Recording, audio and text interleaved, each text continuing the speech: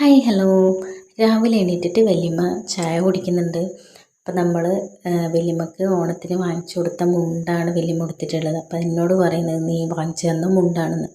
അപ്പം ഞാൻ അതെയോ വന്നത് പിന്നെ അതിൻ്റെ കാര്യങ്ങൾ ചോദിക്കാമെന്ന് വിചാരിച്ചു.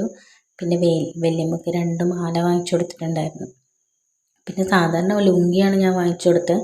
എങ്ങോട്ടും പോകുന്നൊന്നുമില്ലല്ലോ, അപ്പോൾ വീട്ടിൽ നിന്ന് എടുക്കാൻ അതല്ലേ നല്ലതെന്ന് ഒരു ലുങ്കിയും 2 മാലയും വളയും വാങ്ങിച്ചു കൊടുത്തു.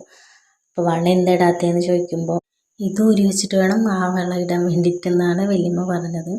അപ്പം ഞങ്ങളുടെ വല്യമ്മമാർ പൊതുവെ കഴുത്തിൽ കുറേ മാലയും പിന്നെ കയ്യിൽ കുറേ വളയൊക്കെ ഇട്ടിട്ടായിരിക്കും ഉണ്ടാവുക. അതവർ മുമ്പേ ശീലിച്ചിട്ടുള്ളതാണ്. അപ്പോൾ അതുകൊണ്ടാണ് ഇപ്പം എത്ര മാല വാങ്ങിക്കൊടുത്താലും അവർ അതിൻ്റെ മേലെ തന്നെ ഇട്ടുകൊണ്ടിരിക്കും. അപ്പോൾ വല്യമ്മക്ക് എന്തായാലും സന്തോഷമായി. കുറച്ച് സമയം നമുക്ക് വല്യമ്മയോട് സംസാരിക്കാം കേട്ടോ. അപ്പം വല്യമ്മ സംസാരിക്കുന്നതെന്ന് വേറെ രീതി തന്നെയാണ്. അന്നല്ല വല്യമ്മ പറഞ്ഞ മാലയില്ലാന്ന്, അതുകൊണ്ട് തന്നെ മേടിച്ചത്.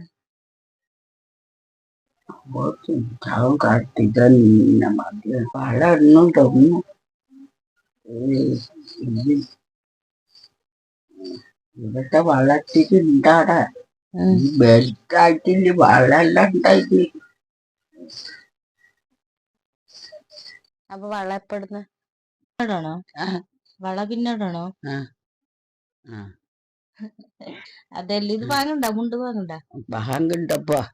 മാലയും വാങ്ങണ്ട. മാലയും വാങ്ങണ്ട. ഇങ്ങപ്പുറണ്ട ഇതന്നെ മതി ചാവോളം. ശരിക്കും ഞങ്ങൾക്ക് വേറെ തന്നെ ഒരു സംസാര രീതിയുണ്ട്.